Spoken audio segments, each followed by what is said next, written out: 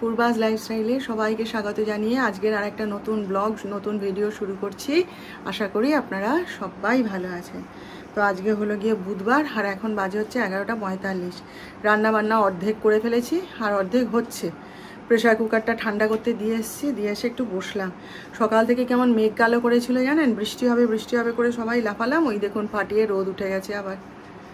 যাই হোক, গরম যেন আর শেষ হচ্ছে না, গরমটা একদম ভাল লাগে না, কি করি বলুন তো।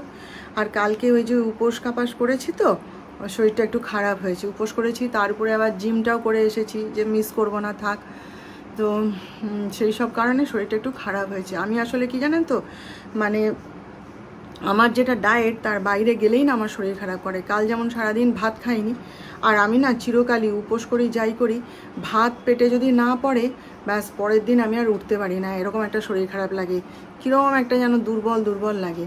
আবার যেই একটু দুপুরবেলায় ভাত খাবো ব্যাস ঠিক হয়ে যাব, ওটা আমার মানে চিরকালের ব্যাপার। তো যাই হোক, কালকে তো ভাত খাওয়া যায় না, ওই জন্য ভাত খাইনি, শরীরটা একটু খারাপই হয়েছে। তো ডাক্তার সাহেব বলছিলেন আজকে আর তাহলে জিমে যেতে হবে না, বিশ্রাম নাও। আমি আজকে তো আর জিম নেই, আজকে যোগা ক্লাস আছে, করেই আমি চলে আসব, কারণ আজকে আবার একটু রিহার্সালে যেতে হবে, ডেকে পাঠিয়েছি। তো যাই হোক, আজকে আর বেশি কিছু রান্না করব না, ও বেশি কিছু নয় করেও হয়ে যায় টুকটাক। যাই হোক, চলুন আপনারা সঙ্গে থাকুন, আমার আজকের ভিডিওটা দেখতে থাকুন, কেমন লাগে আমাকে জানাবেন। দেখবেন উপোস কাপাস থাকে না, মানে বলা উচিত না, তবু আপনাদের কাছে বলছি, যেদিন দেখবেন উপোস কাপাস থাকে তার পরের দিন উঠে না মনে হয় কি একটুখানি মাছের ঝোল ভাত খাই, কি একটু ডিমের ঝোল ভাত খাই, কি একটু মানে টক জাতীয় বা সর্ষে বাটা দিয়ে কোনো জিনিস খাই, মনে হয় না? আমার তো খুব মনে হয়। আমরা যখন মানে বাড়ির তিনজনে মিলে যখন একসাথে উপোস কাপাস করতাম, সকালবেলায় উঠে আমার শাশুড়ি বেশ সর্ষে বাটা দিয়ে মাছের ঝাল, আলু ভাতে এ সমস্ত বানাতো, দিয়ে ওইসব দিয়ে খাওয়া হতো, কি মাছের টক এসব দিয়ে খাওয়া হতো। এবার আপনারা হয়তো বলবেন তাহলে উপোস করা কেন তোমার, হ্যাঁ যখন এরকম অবস্থা হয় তাহলে উপোস করা কেন? বলাটা উচিত নয়, বলছি আর কি, এরকম মনে হয় না? আমার তো মনে হয়। কালকে যেমন রাত্রিবেলায় শোয়ার সময় বলছি কটা বাজে গো, বলে 12টা। আমি তাহলে এখন আর বলতে দোষ নেই, বলে কি গো, তাহলে জানো তো আমার এরকম আজকে সারাদিন ভাত খাইনি, উপোস করে রয়েছে, তো খালি মনে হচ্ছে কি যে কখন সকালটা হবে একটুখানি মাছের ঝোল আর ভাত খাবো। বলে এ মা, আমি বলি হ্যাঁ গো, বলে আহারে কাল সকালে মাছ আছে নাকি এনে দেবো? আমি না না আছে, আমি এমনি বলছি তোমাকে যে আমার মনটা চাইছে, যেহেতু মাছ খেতে ভালোবাসি, মাছ ছাড়া ভাত খেতে পারি না, সেহেতু এরকম মনে হচ্ছে। আর কালকে তো আমি ওই সব ধোসা নিয়ে এলাম খাবো বলে খাইনি, জানেন তো। খাওয়ার সময় মনে হচ্ছে কি যে আমার তো ট্রাইগ্লিসারাইড বেড়ে গেছে, আমি ওবেলায় দুপুরবেলাতে ওরকম পরোটা বানিয়ে খেলাম। যাই হোক তেলে ভাজা তো একটু হোক আর যাই হোক খেয়েছি, আবার এখন ধোসা খাবো, ভালো লাগেনি খেতে। তারপরে ওই 1 কাপ চা আর 2টো রুটি খেয়ে শুয়ে পড়েছি। আমি এখন তো রাত্রি 11টা বেজে গেছে, আর এখন শাঁকা জিনিস আর এই জিনিস খেলে কিছু হবে না, পুজো তো আমার হয়েই গেছে, সারাদিন তো পারলাম বলে 2টো রুটি আর 1 কাপ চা খেয়ে শুয়ে পড়েছি। জানি কি খাবো বলুন, আমার তো সব কিছু খাওয়া বারণ। আমি যে চাউ খাবো সেটাও বারণ, আমি সাবু খাবো তাও বারণ, আমি যে ছানা খাবো তাও বারণ। তাহলে আমি খাবোটা কি? তাহলে আমি কি পুজো আর্চা উপোস কাপাস করবো না বলুন?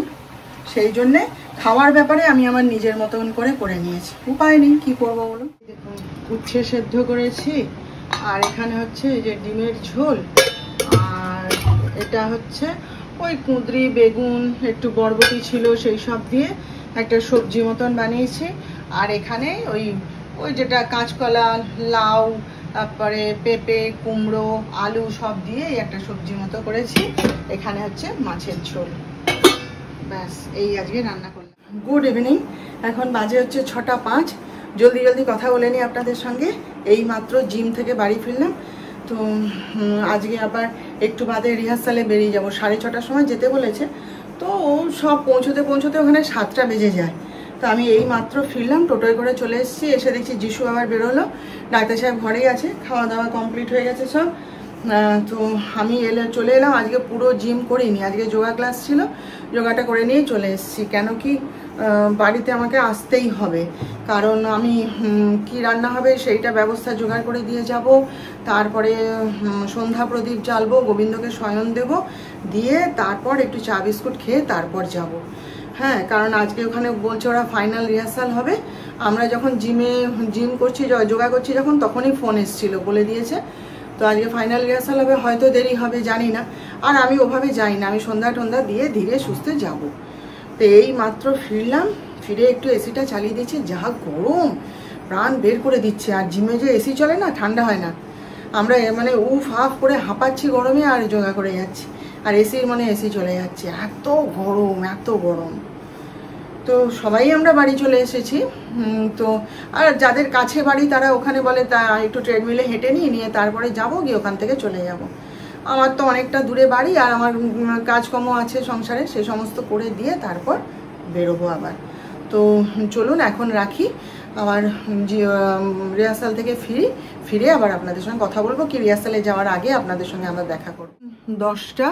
তো আজকে তাড়াতাড়ি বাড়ি চলে এসেছি, তখন 8:30 বাজেনি, বাড়ি চলে এসেছি। আজকে আর যিশুকে ডাকিনি, নিজেই বেরিয়ে দেখলাম মানে লোকজন তো ভর্তি থাকে। আমি বলি থাক, আমি একটা টোটো ধরে চলে এসেছি বাড়িতে। আর আজকে যেতেও দেরি হয়ে গেছে একটু। আপনাদের সঙ্গে কথা বলার পর অনেক কাজ সারলাম, ডাক্তার সাহেবকে খেতে দিলাম, তারপরে স্নান করে সন্ধ্যা প্রদীপ দেখালাম, গোপালকে শয়ন দিলাম। এগুলো না করলেই নয়, কারণ বাড়িতে এসে না তখন আর ইচ্ছে করে না। এখনই দেখুন কি টায়ার্ড লাগছে আজকে, ছুটাছুটি হুটো পাটি তো সারাদিন ধরে চলে না, ওই জন্য এসে তখন না আর ইচ্ছে করে না। আর আমি না যদি সন্ধ্যা প্রদীপ দেখাই, আমার তো আর কেউ দেখানোর নেই।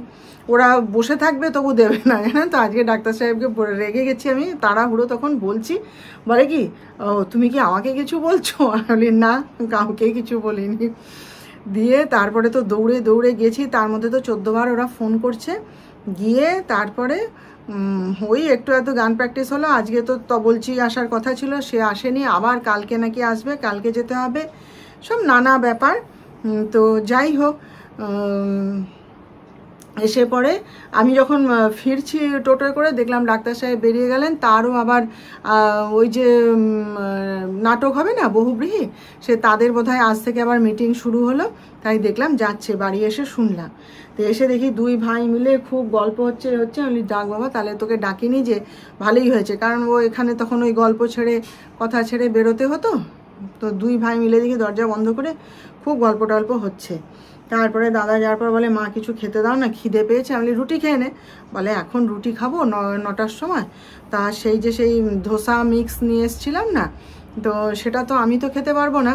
আমি ওটা খুব খেতে ভালোবাসি, জানেন তো, কিন্তু খাওয়ার উপায় নেই। ওতে মানে কার্বোহাইড্রেট না কত বললো, অনেক আছে, ওই জন্য আমি খেতে পারবো না, ওটা সুগারও আছে। তো যাই হোক, সেটাই যিশুকে একটুখানি করে দিলাম। গল্প করতে করতে নানা সমস্যা, নানা কথাবার্তা সব শুনতে শুনতে ওকে বানিয়ে দিলাম। দিয়ে এতক্ষণ বসেছিল, খাচ্ছিল আর গল্প করছিল আমার সাথে। তাই এলাম একটু এই ঠাকুর ঘরের পর্দাটা টেনে দিই, দিয়ে একটু বসি। আমার আবার খাবার করতে হবে, দেখি কি করব না করব, সে তো এক সমস্যা। যাই হোক, চলুন ওই পর্দাটা টেনে দিয়ে যাই, পরে আবার আপনাদের সঙ্গে দেখাচ্ছি কি, মানে আপনাদেরকে দেখাচ্ছি যে কি রান্না হয়েছে না হয়েছে। যে কণা আজকে সয়াবিনের তরকারি আর রুটি করে দিয়ে গেছে।